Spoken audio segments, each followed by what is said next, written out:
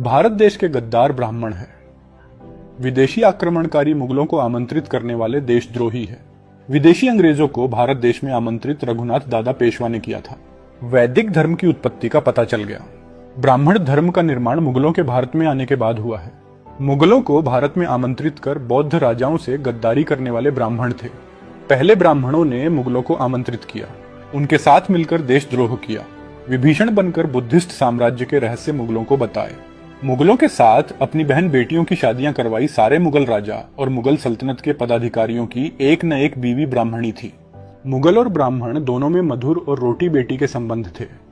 राजा मुगल थे लेकिन राजपाट ब्राह्मण मैनेज करते थे। राजपाट मैनेज करने के लिए ब्राह्मणों ने वर्ण व्यवस्था और जातियां बनाई।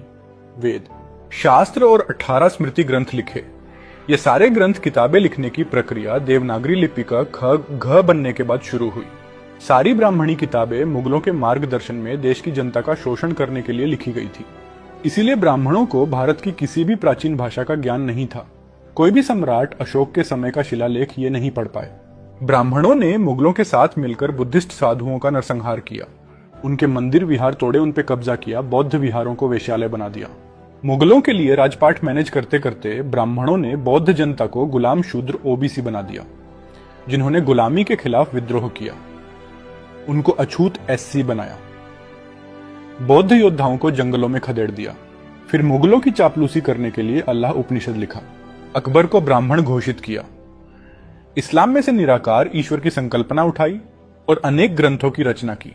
समय के साथ साथ 600 बुद्धिस्ट जातक कथाओं की कॉपी करके देवी देवताओं की पौराणिक कथाएं लिखी। टोटल 18 पुराण लिखे।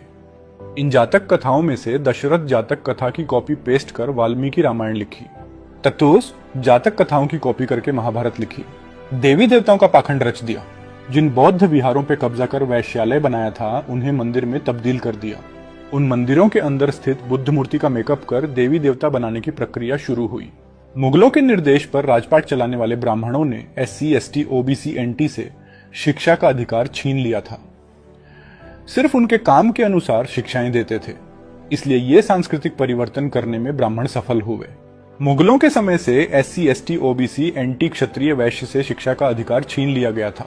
इसी अज्ञान के युग में देवनागरी लिपि बनी और सारे ग्रंथ लिखे गए। इसी समय ब्राह्मण धर्म का निर्माण हुआ। क्षत्रियों के राजघराने को सिर्फ घुड़सवारी, युद्ध कला और पौराणिक कथाएं पढ़ाई जाती थी। बाकी क्षत्रियों को पढ़ाया नहीं जाता, बल्कि अज्ञानी बैल बनाकर लड़ाया जाता था। सिर्फ अमीर वैश्यों को पौराणिक देवी देवताओं की कथाएं पढ़ाई जाती थी। सबको शिक्षा का अधिकार अंग्रेजों के समय में मिला। यही